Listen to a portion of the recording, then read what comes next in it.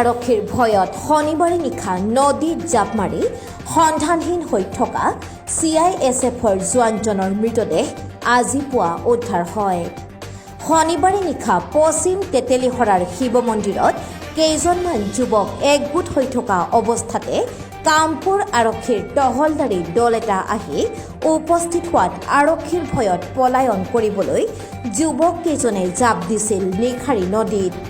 আৰু নদীত জাপ দিয়াৰ পিছৰে পৰা সন্ধানহীন হৈ আছে দেৱাশিষ দাস নামৰ CISFত কৰ্মৰত জোৱানজন।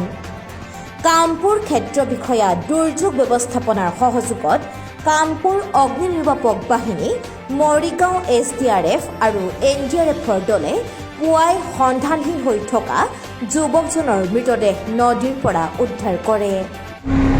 আপোনাৰ বাঙামাৰী গাঁৱত পোৱা হৈছে। দৰাজনৰ ওচৰত বাঙামাৰী স্থান।